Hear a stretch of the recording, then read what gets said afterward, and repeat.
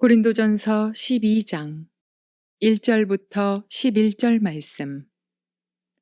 형제들아, 신령한 것에 대하여 나는 너희가 알지 못하기를 원하지 아니하노니 너희도 알거니와 너희가 이방인으로 있을 때에 말 못하는 우상에게로 끄는 그대로 끌려갔느니라. 그러므로 내가 너희에게 알리노니 하나님의 영으로 말하는 자는 누구든지 예수를 저주할 자라 하지 아니하고 또 성령으로 아니하고는 누구든지 예수를 주시라 할 수 없느니라. 은사는 여러 가지나 성령은 같고 직분은 여러 가지나 주는 같으며 또 사역은 여러 가지나 모든 것을 모든 사람 가운데서 이루시는 하나님은 같으니 각 사람에게 성령을 나타내심은 유익하게 하려 하심이라.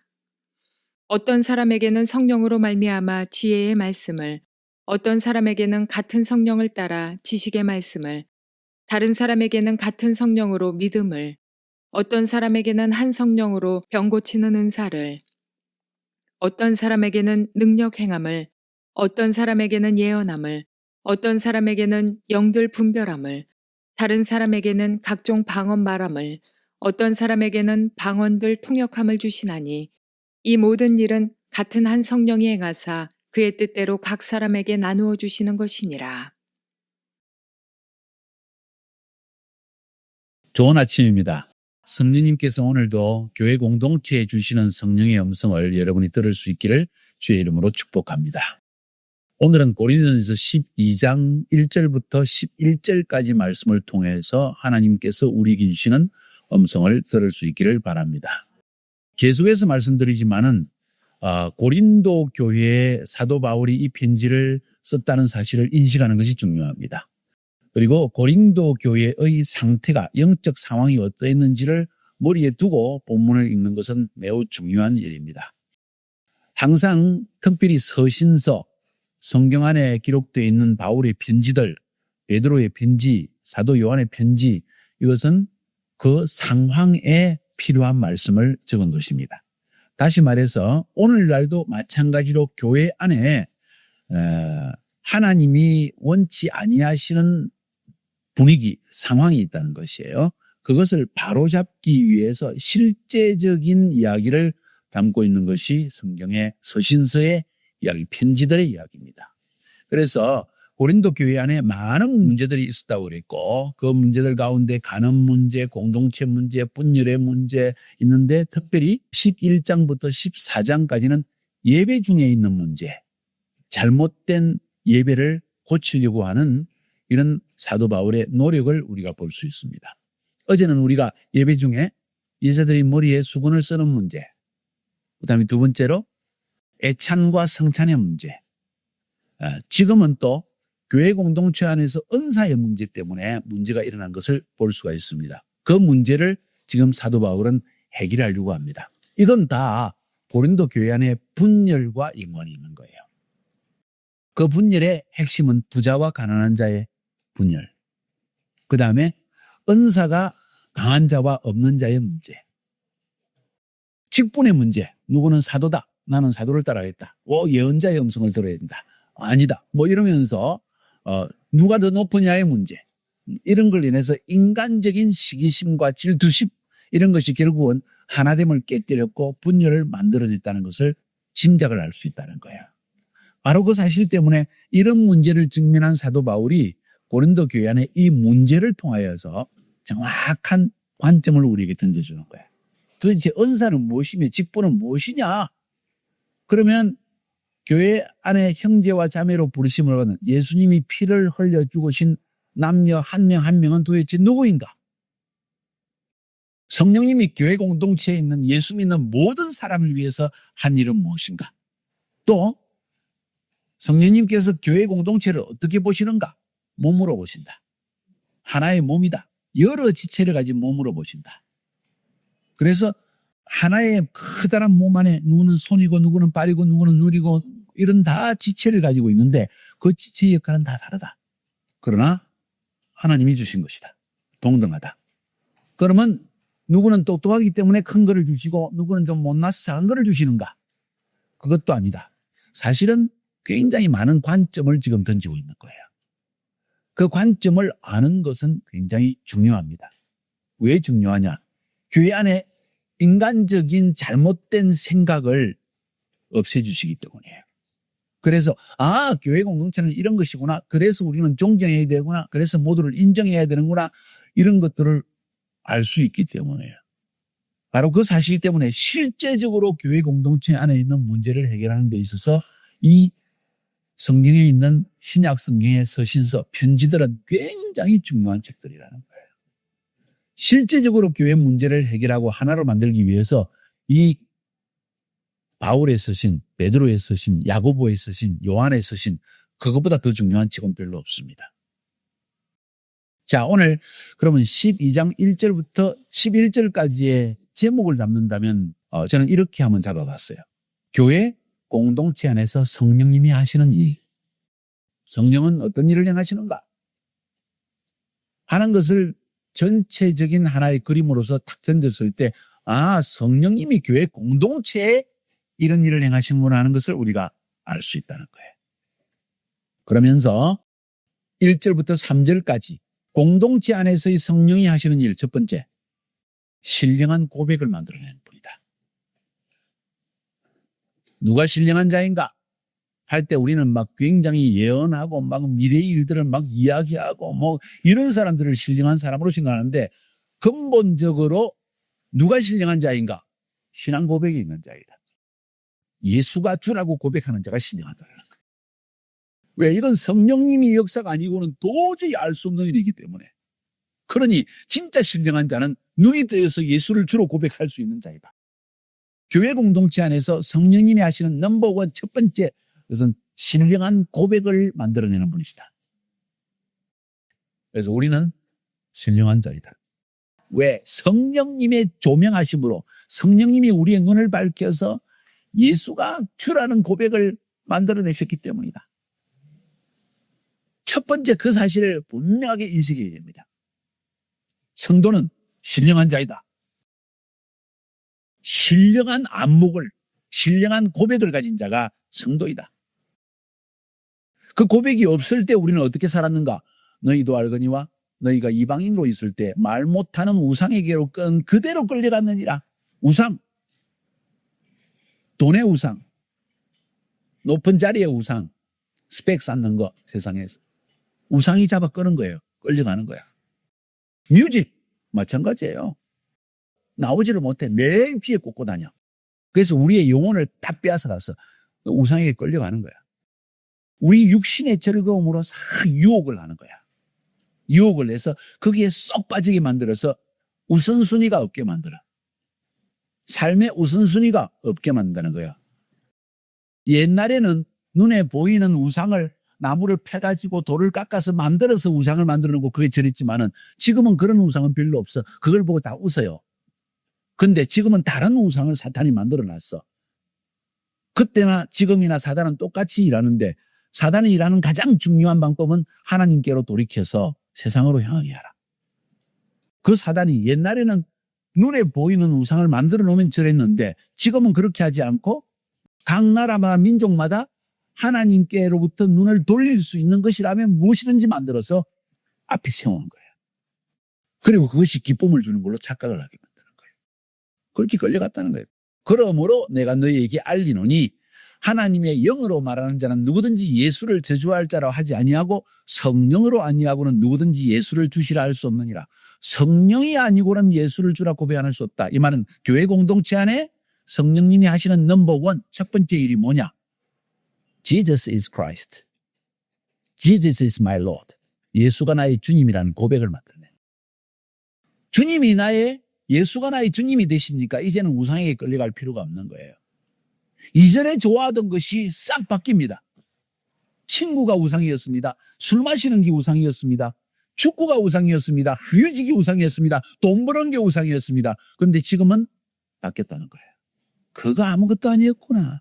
진짜 나에게 기쁨을 주시는 분은 주님이시구나. 이 사실을 깨닫고 싹 바뀌어진다는 거예요. 이런 고백이 있는 자, 이런 신앙 고백이 확실한 자가 하나님의 사역을 할 수 있는 거예요. 이런 신앙 고백이 있는 자가 천국에 가는 거예요, 사실은. 이런 신앙 고백이 있는 자가 세상의 영적 전쟁에서도 승리하는 거예요. 왜? 보는 눈이 정확하잖아요. 첫 번째 가장 중요한 보는 관점. 사단이 어떻게 일하는지를 보아요. 하나님이 어떻게 일하는지를 알 수 있는 눈이 열려져 있다는 거예요. 그래서 1절부터 3절까지의 가장 중요한 핵심은 공동체 안에서 성령님이 하시는 넘버원이 우리를 신령한 자로 만든다. 어떻게? 우리 안에 신령한 고백을 만들어내신다. 그래서 베드로가 가이사랴 빌립보를 걸어갈 때 거기에 만신전이 있어요. 그 당시에 사람들이 전부 거기에 끌려가서 모든 사람들이 거기에서 절을 하고 그랬던데 바로 그 장소에서 주님이 말씀하시기를 사람들이 나를 누구라고 하느냐? 그러니까 세례 요한이라고 합니다. 엘리야라고 합니다. 그럼 너희들은 나를 누구라고 하느냐? 베드로가 주는 그리스도시요 살아계신 하나님이 아들이십니다. 베드로야 놀랍다. 이걸 알게 한 것은 혈과 육이 사람이 아니다. 사람의 지식이 아니다. 인터넷이 아니다.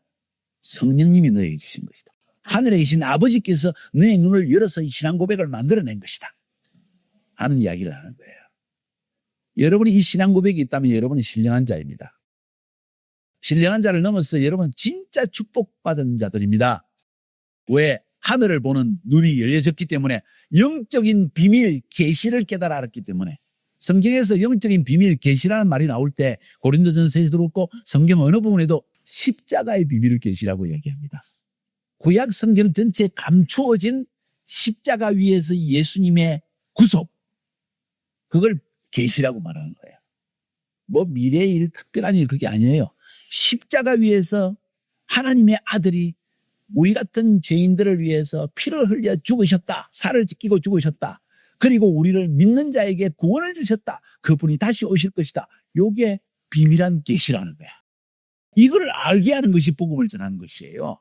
이게 제자화라는 거예요. 그 신앙 고백, 단순한 신앙 고백을 만들어내는 것이 우리가 해야 될 가장 중요한 일이라는 거예요.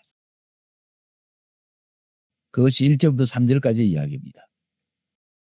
그 다음 4절부터 11절까지는 공동체 안에서 행하는 성령님의 역사 두 번째 것. 다양한 은사와 직분과 사역을 주신다. 공동체 안에 다양한 은사와 직분과 사역을 주신다.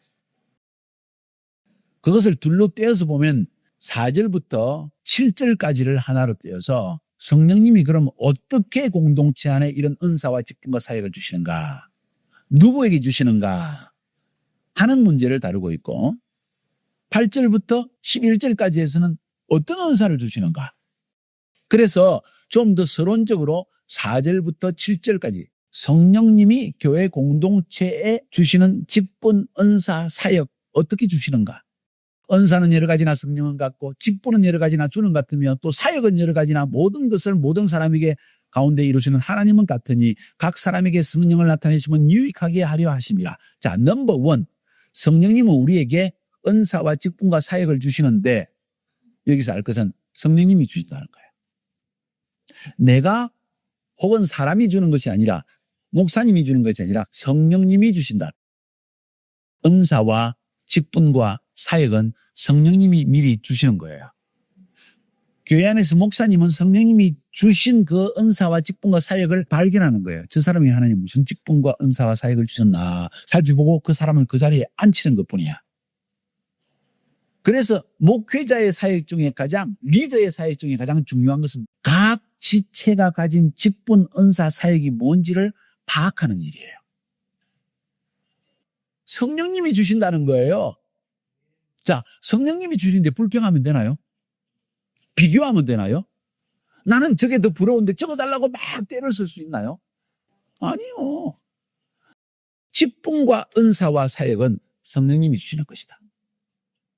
나중에 이야기가 나옵니다. 더 좋은 은사가 있다. 그건 추구하라 그랬어요. 사랑의 은사를 이야기하는 거예요. 그건 누구나가 추구해야 될 것이다. 근데 기본적인 은사, 오늘 성경이 말하고 있는 9가지 은사, 그 다음에 직분, 사도, 이런 이야기죠. 그 다음에 사역, 각 사람이 이루는 거, 찬양사역자, 이런 사역들. 이 모든 사역, 하나님이 주신다는 거예요. 성령님이 은사를 주신다.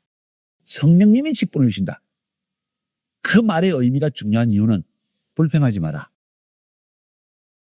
사람이 주는 것이 아니다. 내가 원한다고 되는 것도 사실은 아니다. 그 이야기를 지금 4절부터 7절까지 하는 거예요. 성령님이 주신다. 두 번째로 이 성령을 주신 이유가 뭔가? 유익하게 하려는 것이다. 무엇을 유익하게? 교회를 유익하게. 공동체에 유익을 주기 위한 것. 이게 12장, 13장, 14장 똑같이 이 유익에 대한 이야기가 자꾸 나옵니다. 은사와 직분과 사역을 주신 이유는 나를 위한 게 아니야. 다른 사람에게 유익을 주기 위한 것이고 하나님의 공동체 유익을 주기 위한 것이다. 혹은 그걸 다른 말로 세우기 위한 것이다. 서로를 세워가는 것이다.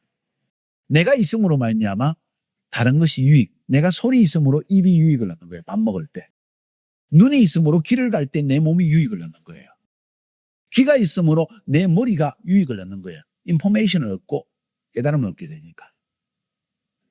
우리 모두는 공동체 안에 그런 한 지체의 역할을 하는데 하나님께서 은사와 직분과 사역을 주신 근본 이유는 유익을 주려는 것이다. 그래서 내 것을 너무 자랑하려고 착각을 하지 마라. 내가 더 뛰어나다고 자랑도 하지 마라. 그걸 통해서 서로가 유익을 얻고 공동체가 세워나가게 하기, 유익되게 하기 위한 것, 세워나가기 위한 것, 똑같은 표현을 계속해서 쓰고 있다는 거예요. 그것이 하나님께서 우리에게 은사와 사역과 직분을 주신 근본적인 이유가 있다는 거예요. 그래서 이 은사에 나타나심 7절에 한번 볼까요? 각 사람에게 성령을 나타내심은 유익하게 하려는 것이다. 여기서 볼 수 있는 것은 은사라는 것은 각 사람에게 주시는 것이다.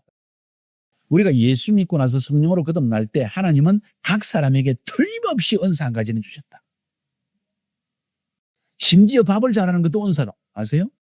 밥 잘하는 것 기쁨이에요. 은사예요. 다른 사람을 격려하는 것 엄청난 은사입니다. 막 예언하고 막 설교를 잘하고 뭐 그것도 은사인데 정말 하나님을 위해서 기쁨을 주는 은사인데 실제적으로 밥을 잘하는 하나, 다른 사람을 격려하는 은사 하나, 그거 하나 은사는 매일매일 사람을 풍성하게 하고 교회 공동체에 기쁨을 넘치게 하고 어두움을 사라지게 하는 은사라는 거예요. 은사는 하나님이 각 사람에게 주신다. 왜? 유익하게 하기 위해서. 공동체를 세우기 위해서. 내가 좋아하는 일을 하게 하기 위해서가 아니라는 거예요. 그건 성령님의 나타나심을 위한 것이다. 나를 나타내기 위한 것이 아니라 성령님의 나타내심을 위한 것이다. 이 7절 한 절에서 굉장히 많은 이야기를 하고 있는 거예요. 그러면서 또 11절 한 절은 이 모든 일은 같은 한 성령이 행하사 그의 뜻대로 각 사람에게 나눠주는 것이니라. 하나님의 뜻대로 주신다. 내 뜻대로 하는 게 아니라는 거예요. 하나님이 그 뜻대로 각 사람에게 주셨다. 성령님이 주신다는 이야기예요. 우리의 역할은 뭔지 아세요? 그거를 발견하는 거예요. 내가 은사를 주는 게 아니고 내가 직분을 주는 게 아니고 내가 사역을 주는 게 아니라 하나님께서 성령님께서 각 사람에게 주신 직분과 사역과 은사를 발견하고 그 사람을 제자리에 앉히는 일을 목사님이나 장로님이나 교회 지도자들 하는 일이라는 거예요. 가만히 살펴보고 있다가 이 사람 뭔가 은사가 엎으니까 밥을 너무 잘해. 뭐 차량 운행 이런 걸 너무 잘해. 막 그 사람의 은사를 발견해서 그 사역의 자리에 탁탁 앉히는 거. 우리가 해야 할 거예요. 그래서 우리는 각 사람에게 주신 은사가 뭔지를 잘 발견하도록 합시다. 더 중요한 것은 내게 하나님이 주신 은사가 뭔지를 발견합시다. 그래야만 행복하게 사역할 수 있습니다. 남에게 탐내지 마세요. 내게 주신 은사를 통해서 모든 일을 행하세요. 거기에서 기쁨을 얻으세요. 그게 기쁨의 우물입니다. 그 우물에서 막 기쁨의 물을 막 길어내야 됩니다. 다른 사람 거를 잡고 막 비교하고 흉내내면서 안 되는 것 억지로 되려고 하다가 기쁨의 우물이 아니라 썩물을 자꾸 길어내게 돼. 그럴 필요가 없다는 거예요. 자, 성령님이 주신다. 그 뜻대로 주신다. 각 사람에게 다 주신다. 성령님을 나타나게 하기 위한 것이다. 공동체를 유익되게 하기 위한 것이다. 이 사실을 지금 사도 바울이 이야기해 주고 왜 그 이야기를 할까? 고린도 교회는 네가 잘났다, 네가 못났다, 누구 은사가 크다, 사도가 제일 높다, 낮다, 뭐 이런 이야기를 하고 부자, 가난한 자, 편가름을 하면서 문제가 일어나니까 하나됨이 일어나지 못하는 이유는 우리의 인식에 잘못된 것 때문에. 고린도 교회가 갈라진 이유는 하나님의 은사에 대한 잘못된 인식 때문에, 하나님이신 직분에 대한 잘못된 인식 때문에 비교의식이 일어나고 문제가 일어나니까 그 문제를 해결하기 위해서, 그럼 성령님이 공동체 안에서 누구에게 무슨 은사를, 직분을 왜 주시는가, 어떻게 주시는가 하는 사실을 정확하게 딱 풀어내는 거예요. 이게 지부자의 역할이라는 거예요. 그래서 교회 공동체 안에 있는 문제를, 근본적인 잘못된 인식을 바꾸는 거예요. 그러면서 마지막으로 8절부터 11절까지, 그러면 하나님께서 교회 공동체에 주시는 은사는 무엇인가? 다양한 성령의 나타나심을 주신다. 어떤 사람에게는 하면서 하나님이 각 사람에게 그 뜻대로 주시는 은사가 이런 것이 있다 하면서 9가지 은사를 이야기합니다. 그 9가지 은사 하나씩 다 우리가 외울 수 있지만은 그것을 카테고리별로 나누면은 3가지의 카테고리로 묶을 수가 있습니다. 첫 번째, 지식과 관련된 은사. 두 번째, 언어와 관련된, 말과 관련된 은사. 세 번째, 겉으로 드러난 이적과 관련된 은사. 지식과 관련된 은사는 지혜의 말씀의 은사, 지식의 말씀의 은사, 영분별의 은사. 딱 보면 영분별이다. 저 지금 인간적으로 하는 이야기를 하고 있구나. 전 성령님의 이야기다. 저건 사단이 지금 역사하고 있다. 영분별력이 다 된다는 거예요. 그런 분별력이 있는 사람이 있다는 거예요. 지식의 은사는 하나님의 말씀과 사물에 대한 지식이 뛰어난 사람이에요. 근데 지혜의 은사는 그와 달리 지식을 적용하는 능력이 뛰어난 사람이에요. 지식은 영에 대한 지식을 이야기하는 거예요. 영적인 지식. 특별히 말씀을 나누는 자에게는 이 지식의 은사가 굉장히 중요하겠죠. 성경을 보면 착착착 느껴지고 깨달아져. 무엇이 핵심인지 보여져. 지식의 말씀의 은사가 있기 때문이라는 거. 그 다음 두 번째, 말과 관련된 3가지 은사가 있다. 방언의 은사, 방언 통역의 은사, 예언의 은사. 방언은 구원의 조건이 아닙니다. 방언 못한다고 천국 못 들어가느냐? 그건 아니에요. 은사예요. 은사는 구원과 연관이 없는 것입니다. 사역과 연관이 있는 것이에요. 수많은 은사 중에 하나일 뿐입니다. 그래서 방언의 은사가 있는 걸 보면 구원받은 걸 우리가 알 수 있을 뿐이에요. 그런데 방언의 통변이 없으면 조금 효과는 떨어집니다. 왜 효과는 떨어진다는 표현을 사는가? 방언하는 것만으로도 우리는 영어로 하나님께 기도하기 때문에 나에게 유익이 있어요. 그런데 다른 사람에게 유익을 주지 못한다는 거예요. 방언은 통역이 있을 때 그 방언으로 영어로 기도하는 내용을 이해할 수 있으니까 공동체에 유익을 준다는 거예요. 자, 그 정도로 해놓읍시다. 이게 방언의 은사라는 거예요. 방언 통변의 은사는, 통역의 은사는 방언을 듣고 그 사람이 하는 방언의 내용을 뭘로 영어로 기도하는지를 딱 깨닫는 거예요. 그것을 교회 공동체에 풀어놓는 거예요. 예언의 은사는 하나님께서 그 사람에게 원하시는 것을, 그 사람을 유익되게 하고 회개케 하고 혹은 격려하기 위해서 주시는 말씀들을 풀어놓는 것을 예언의 은사라고 말합니다. 보통 말하는 미래에 일어날 점을 치는 일을 예언으로 말하는 것이 아니라, 그것도 예언에 속하지만은 더 큰 예언은 덕을 세우기 위한 것인데, 각 사람을 하나님께서 격려하는 이야기, 또 그 사람을 회개케 하기 위해서, 유익되게 하기 위해서 주시는 영적인 깨달음, 그걸 우리는 예언의 은사라고 말하는 거예요. 진짜 예언을 잘하는 사람은 그 사람을 격려하는 예언을 많이 합니다.